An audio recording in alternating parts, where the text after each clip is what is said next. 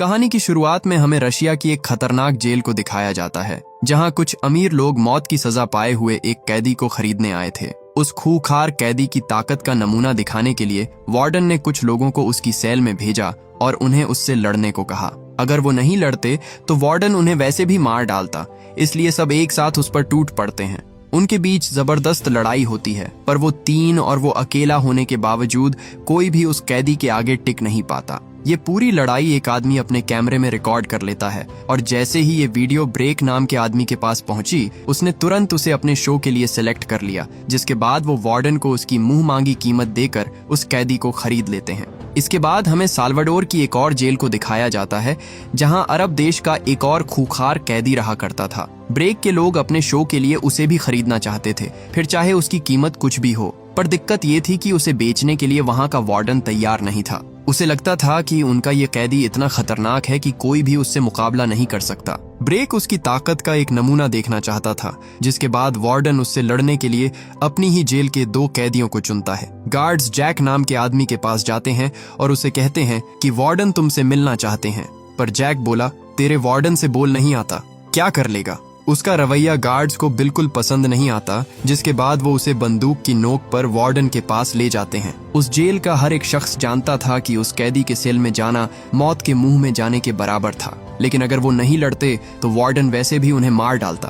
पहले आदमी ने किसी तरह हिम्मत करके उससे लड़ने की कोशिश की, पर वो कैदी अपने एक ही वार में उसे ढेर कर देता है। अगली बारी जैक की थी, पर उसने लड़ने से मना कर दिया। वार्डन आगे बढ़कर उसे लड़ने को कहता है, लेकिन जैक बेवजह किसी से फाइट नहीं करना चाहता था। काफी दबाव डालने पर भी जब वो नहीं माना तो वार्डन ने खुद उस दूसरे कैदी को उसकी बेड़ियों की चाबी दे दी। वो अपने गले से जंजीर निकालता है और जैक को मारने ही वाला था कि तभी जैक ने उसके मुंह पर जोर का घूंसा मारा, जिससे वो बेहोश हो गया। ये देखकर सबका मुंह खुला का खुला रह जाता है, क्योंकि उसने उनके सबसे ताकतवर कैदी को एक ही घूंसे में धूल चटा दी थी। अपने शो के लिए ब्रेक को जैक काफी दमदार लगा, जिसके बाद वो उसे भी बाकी लोगों में शामिल कर लेता है। बताया जाता है कि ब्रेक एक बिगड़ैल अमीर जादा है, जो कुछ ऐसा करना चाहता है जो इस दुनिया में किसी ने ना किया हो। वो एक ऐसा शो बना रहा है जिसमें मौत की सजा पाए हुए 10 खतरनाक कैदी एक आइलैंड पर एक दूसरे से फाइट करेंगे और उन 10 लोगों में से सिर्फ एक ही इस गेम को जीतेगा। इसलिए वो दुनिया भर की जेलों से कैदियों को इकट्ठा कर रहा था। अब क्योंकि उसका ये शो पूरी तरह से इलीगल था, इसलिए वो इसे किसी टीवी चैनल पर नहीं बल्कि सीधे डार्क वेब पर लाइव टेलीकास्ट करने वाला था। उसे लगता था कि लोग अपनी जिंदगी से इतने बोर हो चुके हैं कि अब उन्हें नकली ड्रामा नहीं बल्कि असली मौत का खेल देखना है। अपने शो को प्रमोट करने के लिए वो अमेरिका की सबसे बड़ी जर्नलिस्ट को अपने सीक्रेट आइलैंड पर बुलाता है। हालांकि ये रिपोर्टर उसके शो के सरासर खिलाफ थी। वो कहती है, इस तरह लोगों को एक दूसरे की जान लेने के लिए मजबूर करना हैवानियत है। तुम एक अरबपति हो जो खून खराबा दिखाकर खरबपति बनना चाहता है। पर ब्रेक ऐसा नहीं मानता था। वो बोला, मेरे शो के सभी कंटेस्टेंट ने घिनौने अपराध किए हैं। अगर मैं ना होता तो ये कैदी बहुत पहले ही मर चुके होते। मैं तो बस इन्हें जीने का एक मौका दे रहा हूँ और बदले में लोगों को वही दिखा रहा हूँ जो वो देखना चाहते हैं। आखिर इसमें गलत क्या है। ब्रेक को पता चला कि उसने जो कंटेस्टेंट चुने थे उनमें से एक को कल ही कुछ कैदियों ने जान से मार डाला।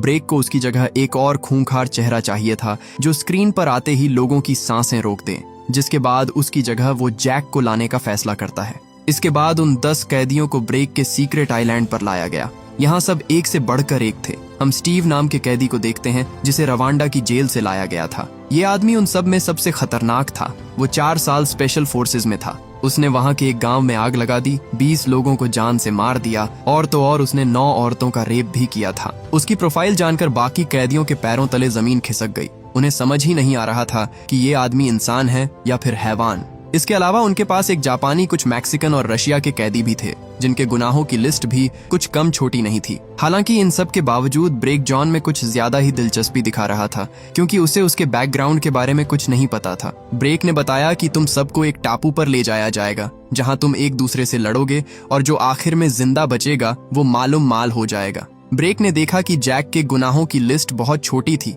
इस तरह तो दर्शक उससे बिल्कुल नफरत नहीं करते। वो जैक से क्राइम्स के बारे में कुछ सवाल पूछता है ताकि उसे लिस्ट में ऐड कर सके, लेकिन जैक उसके किसी भी सवाल का सीधे मुंह जवाब नहीं देता, जिससे ब्रेक को उस पर गुस्सा आ गया। वो अपनी मर्जी से एक लिस्ट बनाता है जिसमें उसने लिखा कि जैक उग्रवादियों की गैंग का है जिसने एक चर्च को उड़ा दिया। इसके बाद FBI के हाथों से भागकर सेंट्रल अमेरिका पहुंचा, जहां उसने एक अस्पताल उड़ा दिया जिसमें सैकड़ों औरतें और बच्चे मारे गए। ये सब सुनकर जैक समझ गया कि वो एक नंबर का साइको है। वो कहता है, मुझे नहीं पता तुम कौन हो और मुझे परवाह भी नहीं, पर मैं ऐसे खेल नहीं खेलता। लेकिन ब्रेक ने उसे यहाँ लाने के लिए उस पर अच्छे पैसे लगाए थे। वो बोला, जरूरी नहीं कि तुम ये खेल जीतो, लेकिन खेलना तो पड़ेगा। इसके बाद एक आदमी उन्हें इस गेम के रूल्स बताता है। उन सब के पैरों में एक बम लगा हुआ था जिसमें इतना बारूद है कि उनके चिथड़े उड़ाने के लिए काफी था। वो बोला, अब से 30 घंटे बाद इसे जिस काम के लिए बनाया गया है वो इसे पूरा करेगा। इस बम के फटने की 2 वजह हो सकती है। पहली, वो लाल वाला सिरा खींचो और 10 सेकंड बाद ये बम फट जाएगा। दूसरी, वायर के साथ छेड़छाड़ या उसे काटने की कोशिश की तब भी ये बॉम्ब अपने आप फट जाएगा।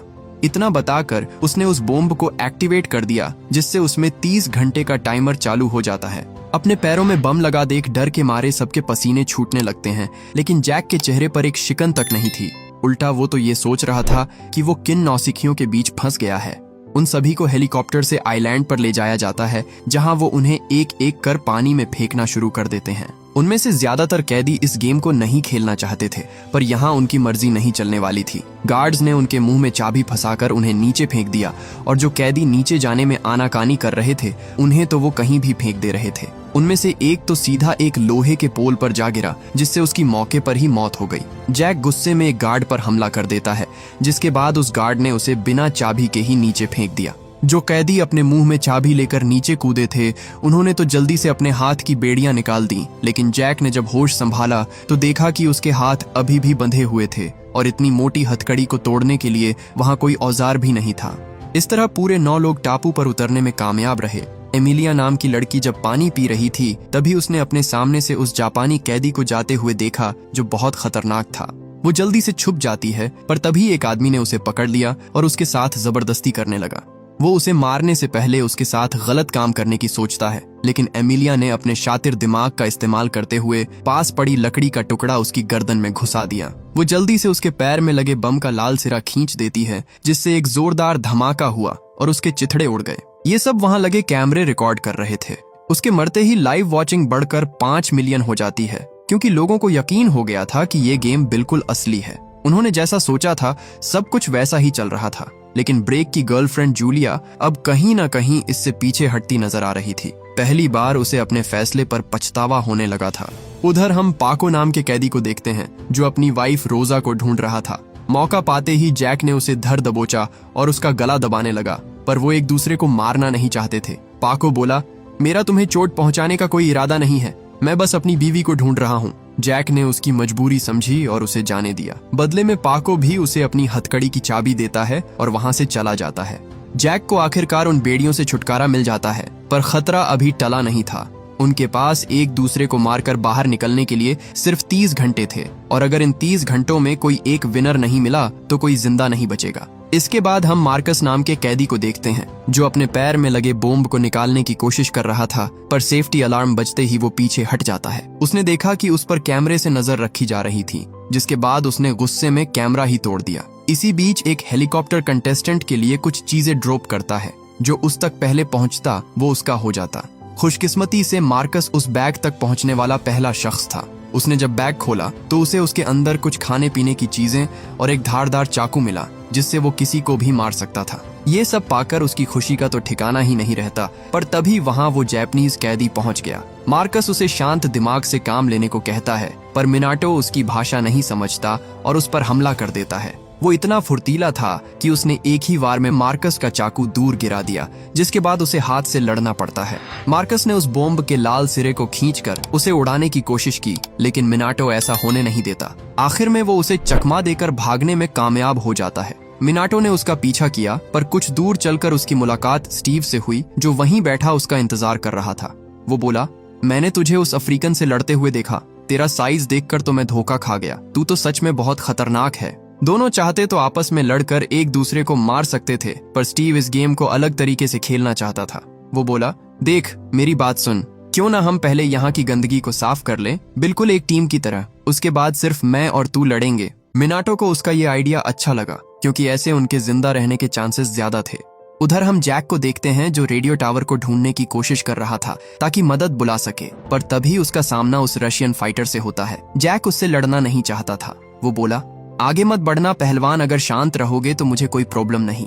पर रशियन फाइटर कहाँ किसी की सुनने वाला था। उसने जैक पर हमला कर दिया और उसे बुरी तरह मारने लगा। जैक उसे उठाकर पटक देता है, जिसके बाद उसने उसे बुरी तरह चौंक कर दिया। वो बस उसे शांत करना चाहता था, इसलिए उसने पकड़ ढीली कर दी, पर वो रशियन फाइटर उसका एहसान मानने की बजाय बॉम्ब का लाल सिरा खींचने की कोशिश करता है। जैक जल्दी से पीछे हट गया और दोनों फिसलकर चट्टान से नीचे गिर जाते हैं। रशियन फाइटर जैक को मारने ही वाला था कि तभी जैक ने नोटिस किया कि उसके पैर से वो लाल सिरा निकल गया है। वो कभी भी फट सकता था, इसलिए जैक ने पास पड़ा पत्थर उठाया और उसके सर पर दे मारा, जिससे वो नीचे गिर जाता है। एक जोरदार धमाके के साथ उसके शरीर के टुकड़े हो गए। डायरेक्टर उसके फटने का स्लो मोशन में रिप्ले करते हैं, जिससे उनके शो की लाइव वॉचिंग 12 मिलियन तक चली गई।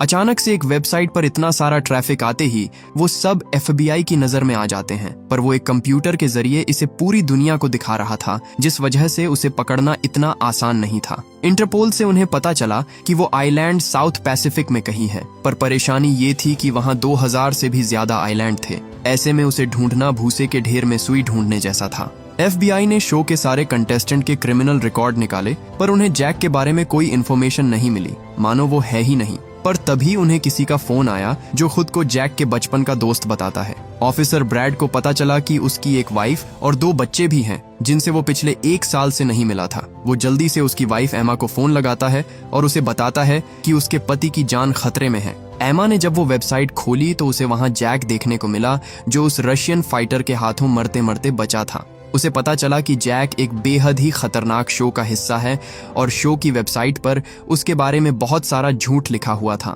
इसी बीच हम रोजा को देखते हैं जो अपने पति को ढूंढने की कोशिश कर रही थी। किसी की आहट से वो एकदम से चौकन्नी होकर छुप जाती है, पर उसने देखा कि ये तो पाको है। दोनों एक दूसरे से मिलकर बहुत खुश होते हैं, पर उनकी ये खुशी ज्यादा देर नहीं टिकती, क्योंकि स्टीव ने उन्हें ढूंढ लिया था। पाको जानता था कि स्टीव की उसकी बीवी पर गंदी नजर है, इसलिए उसने रोजा को वहां से जाने को कहा। स्टीव उस पर चाकू से हमला कर देता है, पर पाको ने उसे बहुत मारा। वो उसकी ताकत के आगे बिल्कुल भी नहीं टिक पाता, लेकिन तभी मिनाटो उसकी बीवी को पकड़कर उसके पास ले आता है, जो देख पाको का ध्यान उस पर से भटक गया और बस इसी का फायदा उठाकर स्टीव उसकी टांग तोड़ देता है। उन्होंने उसे एक पेड़ से बांध दिया और उसकी आंखों के सामने उसकी बीवी के साथ जबरदस्ती करने लगे। टांग टूटी होने की वजह से पाको बहुत दर्द में था। वो उनसे गुहार लगाता रहा कि रोजा को छोड़ दें, पर स्टीव एक वैसी दरिंदा था। जब रोजा ने खुद को बचाने की कोशिश की तो उसे गुस्सा आ गया और उसने उसे बहुत मारा। ब्रेक कहता है, इस सीन को कितने एंगल से कवर कर सकते हैं, जिस पर डायरेक्टर ने उसे बताया कि यही एक एंगल है। ये शॉट उनके किसी काम का नहीं था, जिसके बाद ब्रेक ने लाइव क्रू को उनके पास भेजा। स्टीव पाको की आंखों के सामने उसकी वाइफ का रेप करता है और ब्रेक ये सब बिना किसी सेंसरशिप के पूरी दुनिया में दिखा रहा था। सिर्फ इस सीन की वजह से उनकी लाइव वॉचिंग 15 मिलियन पहुंच जाती है, पर ये इतना दर्दनाक था कि स्टूडियो में बैठे लोगों से भी ये देखा नहीं जाता। जूलिया कहती है, बंद करवाओ ये सब।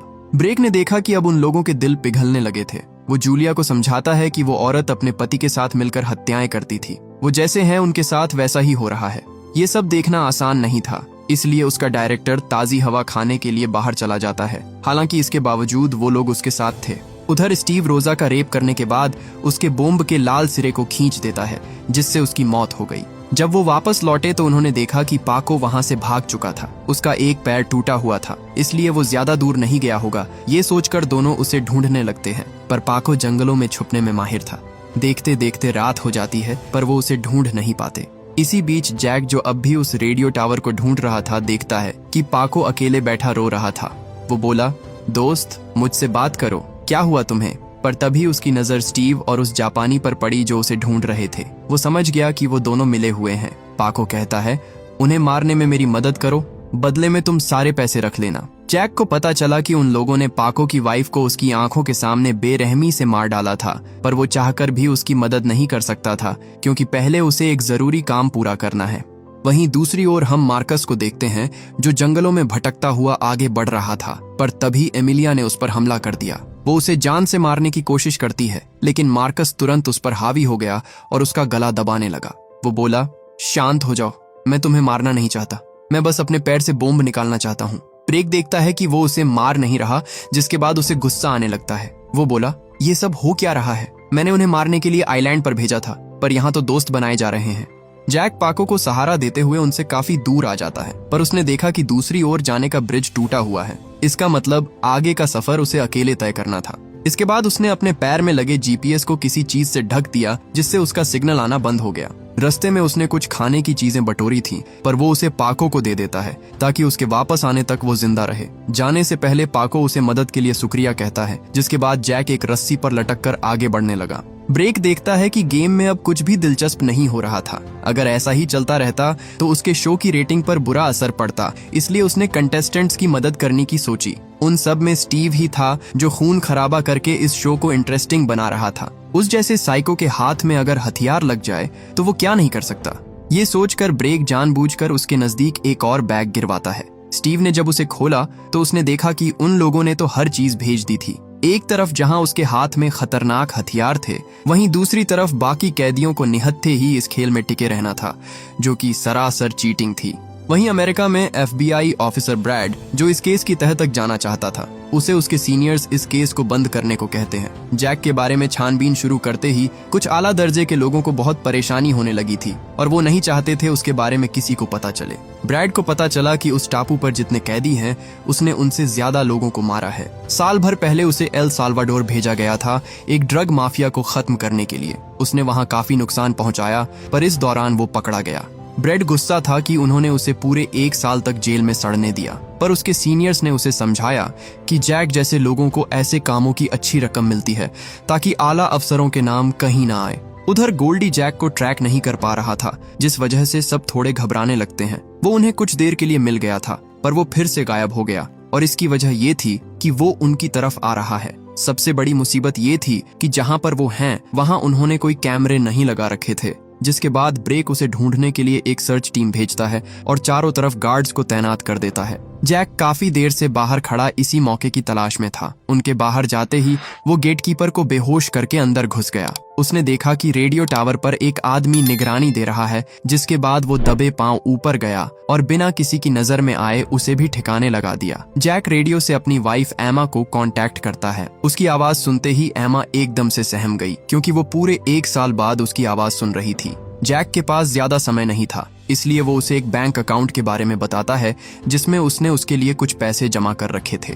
एमा उससे मिलना चाहती थी, पर जैक ने उसे बताया कि इस वक्त जहां वो है वहां से जिंदा लौटना नामुमकिन है और कोई उसकी मदद के लिए नहीं आने वाला। पर एमा के काफी रिक्वेस्ट करने पर आखिरकार जैक मैप में देखकर उसे इस आइलैंड की लोकेशन बता ही देता है। वो कुछ और बता पाता उससे पहले ही गार्ड्स वापस लौट आते हैं। ब्रेक ने उसे देख लिया था, जिसके बाद वो तुरंत सारे जनरेटर्स बंद करवा देता है, जिससे रेडियो भी बंद पड़ गया। इसी बीच एक आदमी उसे मारने के लिए ऊपर गया, पर कोई रास्ता न पाकर जैक सीधा टावर से नीचे कूद जाता है। उन्होंने उस पर अंधाधुंध गोलियां चलाई, पर अंधेरे में जैक कहीं गायब हो जाता है। उधर ब्रेड को पता चल गया था कि वो कहाँ है। वो अपने सीनियर्स से उसे रेस्क्यू करने की रिक्वेस्ट करता है, पर ये इतना आसान नहीं था। सबके हाथ बंधे हुए थे। ब्रेड कहता है वो पूरे 1 साल जेल में रहा, पर उसने कभी अपनी जबान नहीं खोली, सिर्फ तुम्हारी हिफाजत के लिए। अपने देश के लिए सब कुछ सहता रहा, और आज जब उसे हमारी जरूरत है तो हम पीछे हट रहे हैं। उसकी बातें सुनकर उनका जमीर जाग गया, जिसके बाद उन्होंने जैक की मदद करने की सोची। इसी बीच मार्कस और एमिलिया एक साथ अच्छा वक्त गुजार रहे थे। मार्कस उसे अपनी कहानी बताने लगा और एमिलिया भी उसके करीब आने लगी। अपनी बातों में वो इतना खो गया था कि उसने ध्यान ही नहीं दिया कि एमिलिया उसके बम को एक्टिवेट करके भाग चुकी थी। जब तक उसे एहसास होता तब तक बहुत देर हो चुकी थी। एक जोरदार धमाके के साथ उसकी भी मौत हो जाती है और स्टूडियो में सब लोग उस पर हंसने लगते हैं, क्योंकि ये अब तक की सबसे बेवकूफाना मौत थी।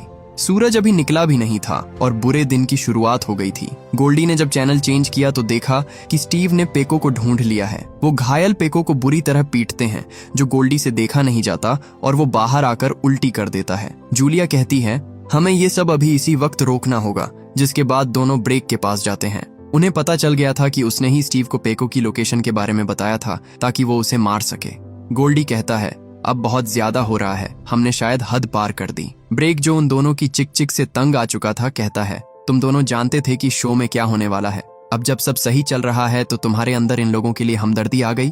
उसके जाने के बाद ब्रेक जूलिया को कसकर थप्पड़ मारता है, क्योंकि वो उसका साथ देने के बजाय उसके रास्ते का कांटा बन रही थी। उधर जब जैक पुल पर वापस लौटा तो उसने देखा कि स्टीव और उस झलमूरे ने पेको को पकड़ लिया है। वो उसे बहुत टॉर्चर करते हैं, जिसके बाद स्टीव ने उसकी छाती में तीर मार दिया और अगर इतना कम था तो वो उसे जैक के सामने जिंदा जला डालते हैं, जो देख जैक का खून खौल उठा। सुबह होते ही वो दोनों उसे ढूंढने लगते हैं। उन दोनों के पास हथियार थे, जबकि जैक सिर्फ अपना बचाव ही कर सकता था। वो अपने दोनों हाथों में रोड बांध लेता है ताकि चाकुओं के वार से बच सके। इसके बाद वो मिनाटो के सामने आ खड़ा हुआ और उसे देखते ही वो जापानी उस पर पागलों की तरह टूट पड़ा। उसने उस पर कई हमले किए, पर रोड की वजह से उसे एक भी कट नहीं लगता। स्टीव ने देखा कि मिनाटो उससे लड़ रहा है। वो चाहता तो उसी वक्त उसकी मदद कर सकता था, पर उसने ऐसा नहीं किया और उसे पिटने दिया ताकि वो कमजोर हो जाए।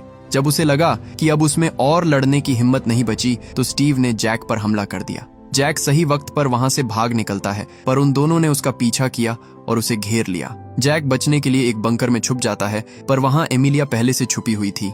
जैक उसे शांत रहने को कहता है, लेकिन तभी स्टीव ने तीर मारकर उसे भी घायल कर दिया। इसके बाद वो उसके बंकर में जलती शराब की बोतलें फेंककर उसमें आग लगा देते हैं, जिससे अंदर मौजूद सारे कैमरे जलकर राख हो गए। जैक अगर बाहर निकलता तो स्टीव उसे तीरों से छल्ली कर देता और अगर अंदर रहता तो जलकर मारा जाता, पर खुशकिस्मती से उसे बाहर निकलने का दूसरा रास्ता मिल जाता है। उसने एमिलिया को भी अपने साथ चलने को कहा, पर वो जानती थी कि वो नहीं बच पाएगी, जिसके बाद उसने अपने बम को एक्टिवेट कर दिया, जिससे वहां एक बड़ा धमाका होता है। स्टीव को लगा कि वो मर गया और अब सिर्फ वो दोनों ही बचे हैं। उसने वादा किया था कि वो दोनों आखिर में सिर्फ हाथों से लड़ेंगे, पर स्टीव के खून में तो पहले से मक्कारी भरी हुई थी। वो अपना हथियार नीचे नहीं रखता, जिसके बाद मिनाटो वहां से भाग खड़ा हुआ। स्टीव उसका पीछा करता है, पर जल्द ही उसके सारे तीर खत्म हो गए। मिनाटो उसका इंतजार कर ही रहा था कि तभी वहां जैक आ जाता है, जो उस धमाके से बच निकला था। मिनाटो उसे मारने की कोशिश करता है, पर इस बार भी उसका वही हाल हुआ जो पिछली बार हुआ था। उनकी इस लड़ाई में स्टीव भी बीच में कूद पड़ा, पर जैक अकेला उन दोनों पर भारी पड़ रहा था। आखिर में वो मिनाटो को मार डालता है, जो देख स्टीव डर के मारे भाग खड़ा हुआ। जैक उसका पीछा करता है और जल्द ही वो एक डेड एंड पर पहुंच गए, जहां से आगे जाने का कोई रास्ता नहीं था। जैक बोला, अब लड़ना सिर्फ तू और मैं, पर स्टीव कहता है आज मूड नहीं है, और इतना कहकर उसने पहाड़ी से छलांग लगा दी। जैक उसे आज ही मारना चाहता था, जिसके बाद वो भी नीचे कूद जाता है। जब वो पानी से बाहर निकला तो स्टीव कहीं गायब हो चुका था। ये शो बहुत दिलचस्प मोड़ ले चुका था, पर ब्रेक जानता था कि स्टीव एक नंबर का डरपोक है। बिना हथियार के वो बाहर नहीं आएगा, जिसके बाद उसने उसके लिए फिर से कुछ हथियार भेजे। गोल्डी को बिल्कुल पसंद नहीं आता कि वो हर बार उस पागल की मदद कर रहा था, पर फिलहाल चुप रहने में ही उसकी भलाई थी। जैक को ढूंढते हुए स्टीव को दो आदमी मिले, जो छुपकर उसे रिकॉर्ड कर रहे थे। वो कहते हैं, हम बस कैमरामैन हैं, पर कोई उसकी फिल्म बनाए ये स्टीव को बिल्कुल पसंद नहीं था, इसलिए वो उन दोनों को मार डालता है। उसने अपने चारों ओर नजर दौड़ाई, पर जैक पीछे से उस पर हमला कर देता है। हाथापाई के दौरान स्टीव के हाथों से गन छूटकर नीचे गिर जाती है, जिसके बाद उसने अपनी जेब से चाकू निकाला, लेकिन जैक उसे भी नीचे गिरा देता है। अब उनकी लड़ाई बराबरी की थी, पर स्टीव जैसा बुजदिल कहाँ ही जैक जैसे फौलादी आदमी के सामने टिक पाता। जैक घूंसे मार मार कर उसकी हालत खराब कर देता है। वो उसका काम तमाम करने ही वाला था कि तभी पता नहीं कहां से स्टीव के हाथ चाकू लग गया, जिससे वो जैक पर हमला कर तुरंत बंदूक उठा लेता है। जैक ने बचने की पूरी कोशिश की, पर तभी उसे एक गोली लग जाती है, जिससे वो चट्टानों से टकराता हुआ सीधा नदी में जा गिरा। अब कोई चांस ही नहीं था कि वो जिंदा बच जाए, जिसके बाद स्टीव को इस शो का विनर घोषित कर दिया जाता है। शो खत्म होते ही वो जर्नलिस्ट जिसे ब्रेक ने इंटरव्यू दिया था टीवी पर आती है और अपना दुख जाहिर करते हुए कहती है, इंटरव्यू के बाद मुझे सिर्फ एक आदमी पर गुस्सा आ रहा था, लेकिन पिछले 24 घंटों में लाखों करोड़ों लोगों ने उसकी वेबसाइट पर लॉगिन किया और इस कामयाबी को देखते हुए मेरा गुस्सा शांत हो चुका है। मुझे अफसोस है कि हम दूसरों की मौत का तमाशा देख रहे हैं, उसके मजे उठा रहे हैं। ऐसा नहीं लगता कि दोषी हम हैं। ये शब्द सुनते ही जो लोग इस शो को एंजॉय कर रहे थे, उनके चेहरे शर्म से नीचे झुक जाते हैं और उन्हें समझ आता है कि असली दरिंदे स्क्रीन के अंदर नहीं बल्कि बाहर बैठे हैं। 200 देशों के 40 मिलियन लोगों ने एक साथ इस शो को देखकर इसे दुनिया का सबसे कामयाब शो बना दिया था और अब बस विनर को उसका इनाम देना रह गया था। ब्रेक ये सब फुर्सत से करने वाला था, लेकिन उसे अपने आदमी से पता चला कि 1 घंटे में यूएस मिलिट्री उसे अरेस्ट करने आ रही है। वो जूलिया समेत अपने पूरे क्रू को छोड़कर भागने की फिराक में था। गोल्डी उसकी चाल समझ जाता है और उसे धमकी देता है कि वो सब कुछ बता देगा, पर वो ऐसा करता उससे पहले ही उन्होंने उसे मार डाला। अब क्योंकि स्टीव जीत चुका था, इसलिए वादे के मुताबिक उसने उसके पैर से बॉम्ब निकाल दिया, लेकिन वो उसे जीती हुई रकम की फूटी कौड़ी नहीं देने वाला था। स्टीव बोला, फालतू की बात मत कर, चल मेरे पैसे निकाल। पर ब्रेक कहता है, तुम जीते क्योंकि मैंने तुम्हें जीतने दिया, इसलिए जो मिला है उसमें खुश रहो। उसे इतनी जल्दी में देख स्टीव समझ गया यहाँ कुछ तो गड़बड़ है। उसके जाते ही वो सिगरेट लेने के बहाने गार्ड्स के करीब आया और उन्हें मारकर फरार हो गया। इसके बाद वो क्रू के पास आया और उनसे पूछा कि ब्रेक कहाँ है, लेकिन उन्हें नहीं पता था कि वो कहाँ गया, जिसके बाद स्टीव उन सबको गोलियों से भून देता है। इसी बीच हम जैक को देखते हैं, जिसमें अब भी थोड़ी बहुत जान बाकी थी। उसके पैर में अब भी वो बॉम्ब बंधा हुआ था जो बस कुछ ही मिनटों में फट जाता। किसी तरह हिम्मत करके वो बेस तक पहुंचा, जहां उसने देखा कि स्टीव ने अपनी सनक में सबको मौत के घाट उतार दिया था। वो जूलिया को भी मारने ही वाला था कि तभी वहां जैक आ खड़ा हुआ। उसे जिंदा देख स्टीव को बड़ी हैरानी होती है। उसने बंदूक चलाई पर गोलियां खत्म हो चुकी थीं। स्टीव चुपचाप कुर्सी पर बैठ जाता है और कहता है, देख भाई, मैं ये खेल नहीं खेलना चाहता था। जो भी जिस लायक था उसे वही मिला। वो जैक को अपनी जिंदगी की तकलीफों के बारे में बताने लगा ताकि वो उस पर थोड़ा रहम खाए। जैक बोला, तेरी जिंदगी बड़ी दुख में कटी है, चल तेरी तकलीफ कम किए देता हूँ। और बस इतना कहकर उसने पूरी की पूरी मैगजीन उसकी छाती में दाग दी। उधर ब्रेक बचकर भागने की कोशिश कर रहा था। वो जल्दी से हेलीकॉप्टर में बैठ गया और पायलट को जल्दी से उसे उड़ाने को कहा। जब तक जैक उस तक पहुंचता, उसका हेलीकॉप्टर टेक ऑफ कर चुका था। जैक ने उस पर गोलियां चलाई पर उनका उस पर कोई असर नहीं होता। ब्रेक की खुशी का तो ठिकाना नहीं रहता, क्योंकि अब वो उसका कुछ नहीं बिगाड़ सकता था। इसी बीच वहां जूलिया आ जाती है, जिसने जैक को वो बम थमाया जिसका टाइम बस खत्म ही होने वाला था। जैक बिना देर किए उसे सीधा उसके हेलीकॉप्टर में फेंक देता है। ब्रेक ने उसे दूर हटाने की कोशिश की, पर सीट बेल्ट बंधी होने के कारण वो उस तक नहीं पहुंच पाता। टाइम खत्म होते ही एक जोरदार धमाके के साथ उसका हेलीकॉप्टर सीधा एक चट्टान से टकरा जाता है और इस तरह एक साइको बिलियनियर अपने ही बनाए हुए खूनी खेल का शिकार बन गया। जैक के पास भी जीने के लिए बस कुछ ही मिनट बचे हुए थे, पर जूलिया ने जैक को एक चाबी दी जिससे वो उस बम को डीएक्टिवेट कर सकता था। आखिर में हमें दिखाया जाता है कि यूएस मिलिट्री ने जैक को सक्सेसफुली रेस्क्यू कर लिया, जिसके बाद जैक अपने घर वापस लौट आता है। इसी के साथ ये मूवी यहीं खत्म हो जाती है। उम्मीद करता हूँ कि ये कहानी आपको पसंद आई होगी। ऐसी ही और वीडियोस के लिए हमारे चैनल को सब्सक्राइब करें। Thank you for watching.